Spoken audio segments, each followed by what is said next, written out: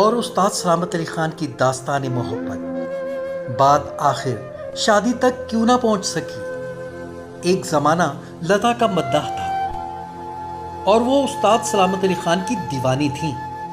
उस्ताद सलामत अली खान को अपने अहद का तानसेन माना गया। ये इश्क के असातीरी जहान की अजीम दास्तान है कि सरस्वती देवी ने सुरों और ताल के देवता से इश्क किया था।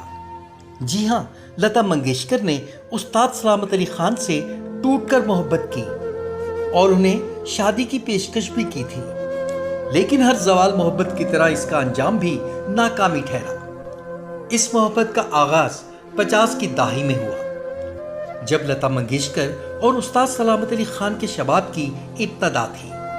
लेकिन वो दोनों मौसीकी की दुनिया में बरगजीदा और अजायबात मान लिए गए थे। लता मंगेशकर का शोबा फिल्म की पसे पर्दा मौसीकी और उस्ताद सलामत का मैदान ख्याल, गायकी, ठुमरी और काफी के साथ लयकारी था।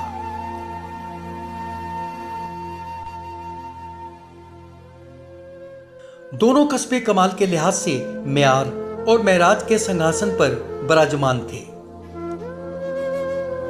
शायद उस मंजिल पर जहां जमालियाती तख्लियात के परिंदों और हुमाओं के पर जलते हैं। हिफ्ज़े मरातब और तरतीब के लिहाज से शास्त्रीय संगीत और फिल्मी म्यूजिक में इतना ही फर्क होता है जिस तरह मंदिर की चौखट पर माथा टेकने वाले एक आम पुरोहित और ब्राह्मण में होता है।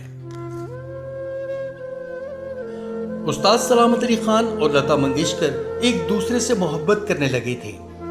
दोनों शादी करने के बारे में फैसला भी कर चुके थे, लेकिन ऐसा ना हो सका।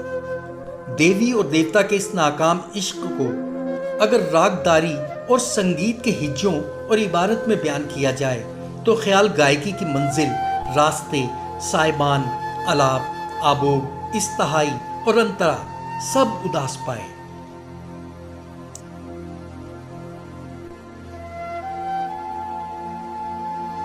ये उन दिनों की बात है जब उस्ताद सलामत अली खान और उस्ताद नज़ाकत अली खान की जोड़ी लाहौर से कलकत्ता और बंबई पहुंची थी और पूरे इंडिया में उनके यादगार प्रोग्राम हो रहे थे। इस मौके पर जब पृथ्वीराज कपूर ने उस्ताद सलामत और उस्ताद नज़ाकत को सजदा किया। दो अजीम फनकारों की यह मोहब्बत 50 की दहाई में परवान चढ़ी, जब इंडियन फिल्म इंडस्ट्री अभी बॉलीवुड नहीं बनी थी। इसलिए इस पर क्लासिकी असातिज़ा के साथ साथ मैच्योर और मुस्तनद फनकारों का राज था। क्लासिक्स के क्लासिकल रोमांस की इब्तिदा से लेकर अंजाम तक क्या हुआ, किस तरह इन दो मोहब्बत करने वाले अजीम फनकारों की ख्वाहिशात को इंडिया और पाकिस्तान के बनते बिगड़ते मामलात की भेंट चढ़ाया गया और किस तरह उस्ताद सलामत और लता की मोहब्बत को इंडिया और पाकिस्तान में राइज रिवायती नफरत की इस दीवार में चुनवा दिया गया। 1998 में उस वक्त के वजीर आजम पाकिस्तान मियां मोहम्मद नवाज शरीफ ने एक बयान दिया था कि मेरी ख्वाहिश है कि लता मंगेशकर लाहौर में प्रोग्राम करें और अहलियाने लाहौर उनकी सुरीली आवाज से लुत्फ अंदोज हों। इसके जवाब में लता मंगेशकर ने पाकिस्तानी मीडिया से कहा था कि मेरा दिल चाहता है कि मैं उड़कर लाहौर चली जाऊं।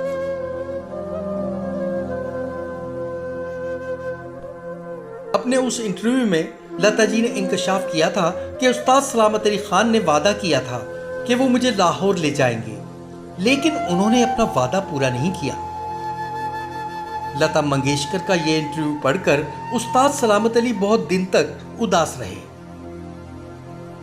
उस्ताद सलामत लता जी का गाया ये गीत लग जा गले कि फिर ये हंसी रात हो ना हो गुनगुनाते हुए आप दीदा हो जाते थे। उस्ताद सलामत ने कहा कि लता जी ने बड़ी अच्छी बात कही है कि वो उड़कर लाहौर पहुंच जाएं। हमारा भी दिल चाहता है कि हम उड़कर बंबई पहुंचें, कलकत्ता पहुंचें और शाम 84 भी पहुंचें, अपने आबाई घर देखें और उस आंगन को दोबारा देखें जहां पैदा हुए, खेले कूदे। लेकिन दोनों मुल्कों के बॉर्डर पर हर वक्त जंगी माहौल बना रहता है। जमीनी रास्ते बंद होते हैं और हवाई रास्ते भी बंद हो जाते हैं। कभी कभार खुलते हैं, ज्यादा अरसा बंद ही रहते हैं, या बंद रहें तो वहां जाएं ना। कभी कभार चले जाते हैं तो दोस्तियां हो जाती हैं, रिश्ते बन जाते हैं, फिर रास्ते बंद होते हैं तो बड़ी तकलीफ होती है। उस्ताद सलामत ने लता मंगेशकर से शादी से इनकार क्यों किया? इस सवाल के जवाब में उस्ताद सलामत ने अपनी जिंदगी में कहा था कि लता बाई कोई आम फनकारा नहीं है। उन्हें हिंदू समाज में एक देवी माना जाता है। हिंदुस्तान समेत पूरी दुनिया में हिंदू लता मंगेशकर को अवतार समझते हैं। इसलिए लता से मेरी शादी होना आसान मामला नहीं था। उस वक्त मुझे यूं लगा, अगर मैंने लता से शादी कर ली तो कम से कम यह हो सकता है कि मुझे और लता को खत्म कर दिया जाए, और ज्यादा से ज्यादा यह भी मुमकिन था कि पाकिस्तान और इंडिया में जंग हो जाती। ऐसा मुमकिन था क्योंकि दोनों के माबैन मसाइल भी हैं और ये दोनों लड़ने के बहाने भी ढूंढते रहते हैं।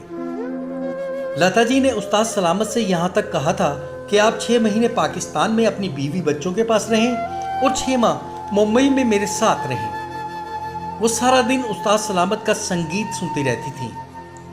फिल्मी म्यूजिक से उनका दिल उठ गया था। उस्ताद सलामत अली खान शरीफ इंसान थे। अगर उनके दिल में रत्ती बराबर लालच भी होता तो वो उनसे फौरन शादी कर लेते। लता जी और उस्ताद सलामत अली खान मुंबई में किसी के घर मिलते थे, जहां लता मंगेशकर घंटों खान साहब को सुनती थी। लता भी नंबर 1 थी और उस्ताद सलामत अली खान भी नंबर 1 थे। दरअसल ये इश्क म्यार और कस्बे कमाल का भी इश्क था। लता जी उस्ताद सलामत का गाना सुनकर खामोश हो जाती। उस्ताद सलामत अली खान कहते थे, लताबाई दुनिया के हर गवैये के साथ गाना शुरू कर देती थी, लेकिन मेरा गाना सुनकर खामोश हो जाती थी, जो मौसीकी की दुनिया का एक करिश्मा था।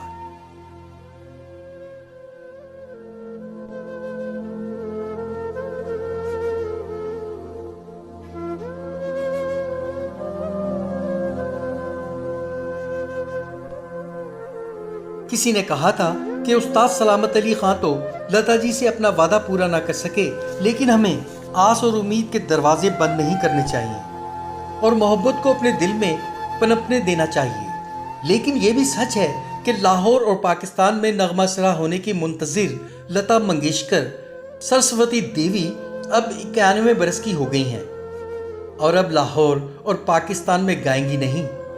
और यकीनन ये लता जी का नहीं, हम सब का नुकसान है।